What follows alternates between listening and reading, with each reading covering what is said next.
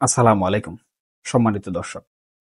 সাবেক প্রধানমন্ত্রী শেখ হাসিনার বিচারের রায়কে কেন্দ্র করে আমাদের সামনে যেই আলোচনা চলছে, যেই বিশ্লেষণ চলছে, সেই আলোচনা এখন এক নতুন মাত্রা পেয়েছে। এই মাত্রা রাজনৈতিক, এই মাত্রা আন্তর্জাতিক। এই মুহূর্তে আমাদের সামনে দুটো গুরুত্বপূর্ণ তথ্য আছে। একটি হলো দেশের বাইরে আওয়ামী লীগের কেন্দ্রীয় কমিটির নেতারা কী সিদ্ধান্ত নিয়েছেন। অন্যটি হলো আন্তর্জাতিক মানবাধিকার সংগঠনগুলো এই রায় নিয়ে কী ধরনের নৈতিক ও আইনি সমালোচনা করছে। এই খবরটি একটি গুরুত্বপূর্ণ খবর। টাইমস অফ ইন্ডিয়া একটি নতুন খবর দিয়েছে। যেই দিনটিতে অর্থাৎ সোমবার ট্রাইব্যুনালে শেখ হাসিনার বিচারের রায় ঘোষিত হচ্ছিল, ঠিক সেই মুহূর্তে ভারতের কলকাতায় আওয়ামী লীগের নেতারা একটি অত্যন্ত গুরুত্বপূর্ণ বৈঠকে বসেছিলেন। আমরা জানি কলকাতাতে আওয়ামী লীগের দলীয় কার্যক্রম চলছে। বৈঠক তারা প্রায়ই করে থাকেন। এটি মোটামুটি সবার কাছে নিশ্চিত। খুদ ভারতের প্রভাবশালী গণমাধ্যম টাইমস অফ ইন্ডিয়া এই খবরটি দিয়েছে। তাদের এই খবরের শিরোনাম ছিল নির্বাসিত আওয়ামী লীগ নেতাগণ বাংলায় দিক নির্দেশের পরিকল্পনা করছেন। এই বৈঠকে তারা কিছু পরিকল্পনার কথাও জানিয়েছেন। মিটিংটি ঠিক কোথায় অনুষ্ঠিত হয়েছে সেই সম্পর্কে বিস্তারিত অবশ্য রিপোর্টে বলা হয়নি। তবে এই বৈঠকে আওয়ামী লীগের একজন কেন্দ্রীয় সিনিয়র নেতা যে বক্তব্য দিয়েছেন সেটি অত্যন্ত গুরুত্বপূর্ণ। তিনি টাইমস অফ ইন্ডিয়াকে বলেছেন ৫ আগস্টের পর থেকে এটি নির্ধারণ করে রাখা হয়েছিল শেখ হাসিনার বিচার কি হবে, এটি পুনর্নির্ধারিত। তিনি মনে করেন হাসিনাকে রাজনীতি থেকে সরিয়ে দেওয়ার বিষয়ে ক্ষমতাসীনরা উন্মুখ হয়ে আছেন, তাই এই সময়ে তারা বিচার বিভাগকে হাতিয়ার হিসাবে ব্যবহার করছেন। এই খবরেই ওবায়দুল কাদেরের মন্তব্য তুলে আনা হয়েছে। তিনি বেশ বিচলিত অবস্থায় সব ধরনের নিউজ পোর্টাল দেখছিলেন। তিনি মুহুর্মুহুর খবর নেয়ার চেষ্টা করছিলেন দেশে কি হচ্ছে। তিনি মন্তব্য করেছেন এটি ক্যাঙ্গারো কোর্টের প্রহসনের বিচার। তিনি আদালতের বৈধতা নিয়ে প্রশ্ন তুলেছেন। তিনি দাবি করেছেন আওয়ামী লীগ ও শেখ হাসিনাকে নির্বাচন থেকে দূরে রাখতে মিথ্যা অভিযোগে এই মামলা করা হয়েছে। এতে আমরা বিচলিত নই। তিনি এই রায়কে রাজনৈতিক প্রতিশোধ হিসাবে দেখছেন। তিনি বলছেন ৭১-এ যেই শক্তি পরাজিত হয়েছিল আমাদের মহান মুক্তিযুদ্ধে, সেই পরাজিত শক্তি তাদের প্রতিশোধ নিতেই এ ধরনের ব্যবস্থা গ্রহণ করেছে।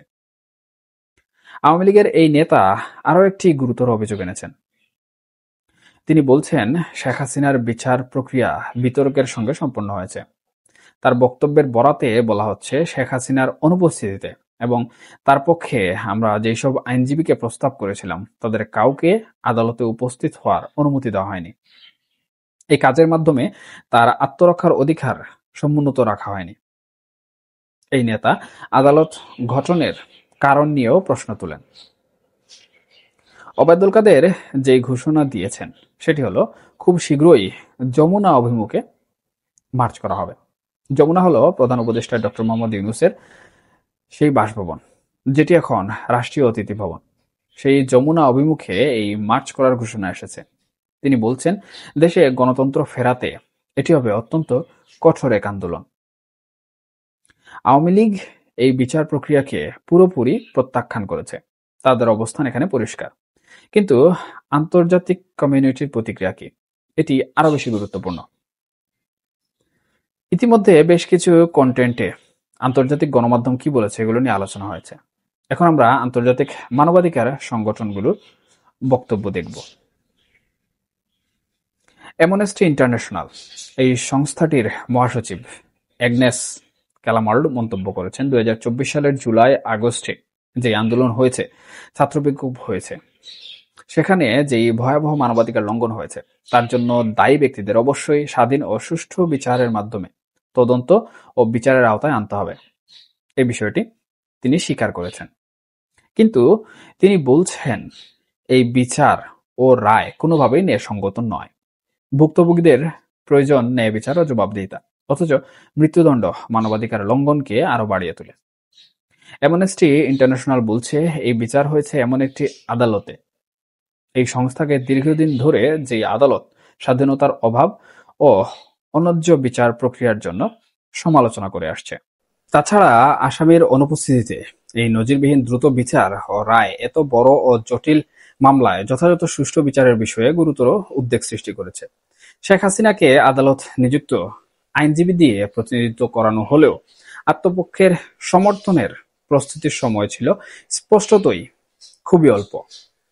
এর সঙ্গে যুক্ত হয়েছে এমন অভিযোগ, পরস্পর বিরোধী প্রমাণ নিয়ে আসামি পক্ষকে জেরা করতে দেওয়া হয়নি। এই কাজের ফলে বিচারটি আরও অনিয়মের দিকে ঠেলে দেওয়া হয়েছে। বাংলাদেশে এমন একটি বিচার ব্যবস্থা প্রয়োজন, যেই ব্যবস্থা নিখুঁতভাবে ন্যায়সঙ্গত, সম্পূর্ণ নিরপেক্ষ, পক্ষপাতহীন এবং কোনোভাবেই মানবাধিকার লঙ্ঘনকারীর জন্য মৃত্যুদণ্ড ব্যবহার করে না। জাতিসংঘ এই মুহূর্তে এই বিচারের রায়কে খুবই গুরুত্বপূর্ণ হিসাবে উল্লেখ করেছে, কিন্তু তারা এই বিচারে সন্তুষ্টি বা স্বস্তি প্রকাশ করেনি। আন্তর্জাতিক মহল একটি অস্বস্তিকর অবস্থানে আছে। ইন্টারন্যাশনাল ক্রাইসিস গ্রুপ সম্পর্কেও আমরা ইতিমধ্যে জেনেছি। তারা বিচার প্রক্রিয়াকে তুমুল সমালোচনার মধ্যে রেখে বলছে, আসামির অনুপস্থিতি প্রায়ই বিতর্কের সূত্রপাত করে। এই মামলার ক্ষেত্রে যেই দ্রুততার সঙ্গে শুনানি হয়েছে সেটি এবং বিবাদী পক্ষের স্পষ্টত সুযোগ সুবিধার ঘাটতিও সুষ্ঠু বিচার নিয়ে প্রশ্ন তৈরি করে। এইসব সমালোচনা বাংলাদেশের ফৌজদারি বিচার ব্যবস্থার দীর্ঘস্থায়ী চ্যালেঞ্জগুলোকে তুলে ধরেছে। 2024 সালের আগস্টে অন্তর্বর্তীকালীন সরকার ক্ষমতায় আসার পর এইসব চ্যালেঞ্জ সমাধান করতে পর্যাপ্ত ব্যবস্থা নেয়নি। অথচ আমরা সংস্কারের কথা শুনতে শুনতে আমাদের কান ঝালাফালা করে ফেলেছি। ইন্টারন্যাশনাল ক্রাইসিস গ্রুপ একটি ভারসাম্যপূর্ণ সতর্কতা দিয়েছে। তারা বলছে, এই সমালোচনাগুলো শেখ হাসিনার কর্মকাণ্ড, আওয়ামী লীগ নেতৃত্বের কর্মকাণ্ড বা আইন শৃঙ্খলা রক্ষাকারী বাহিনীর একটি অংশের কর্মকাণ্ডকে হালকাভাবে নেয়ার জন্য ব্যবহার করা উচিত নয়।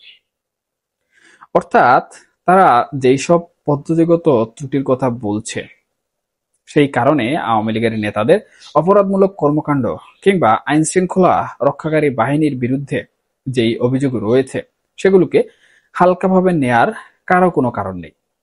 তারা উভয় পক্ষকেই কাঠগড়ায় দাঁড় করিয়েছে। এই যে রায়, এই রায় মোটামুটি শেখ হাসিনার পক্ষের কিংবা শেখ হাসিনার তুমুল বিরোধী সব পক্ষেরই একটি ধারণার জন্ম দিয়েছে, কিন্তু সেটি সমালোচনার ঊর্ধ্বে থাকবে না। বিশেষজ্ঞ মহল সেটি ধারণা করছিলেন। ঠিক সেটি আন্তর্জাতিক মানবাধিকার সংগঠনগুলো তাদের মন্তব্যের মাধ্যমে জানিয়ে আসছে।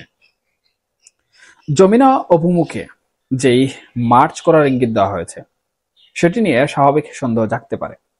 এই অবস্থায় আওয়ামী লীগ এই কর্মসূচি কতটা গুরুত্বের সঙ্গে পালন করতে পারবে? নিঃসন্দেহে এটি বলা যায়, শেখ হাসিনার বিচারের রায় বাংলাদেশের রাজনীতিকে আরও টালমাটাল করবে।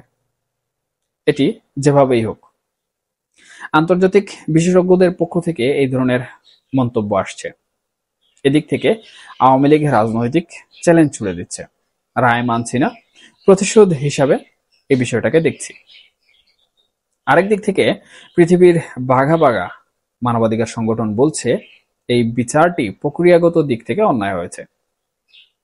এই দুটো চাপ বাংলাদেশের বর্তমান সরকারকে কঠিন পরীক্ষার মুখে ফেলে দিয়েছে। এই রায় আন্তর্জাতিকভাবে সহজভাবে গৃহীত হবে না, এটি নিশ্চিতভাবেই বলা যায়। এখন দেখার অপেক্ষায় আসলে এর ভবিষ্যৎ কি হয় এবং আওয়ামী লীগ যে কঠোর এবং কঠিন চ্যালেঞ্জ ছুড়ে দিয়েছে, সেই কঠোর এবং কঠিন চ্যালেঞ্জ তারা বাস্তবতার দিক থেকে কতটুকু এগিয়ে নিয়ে যেতে পারে।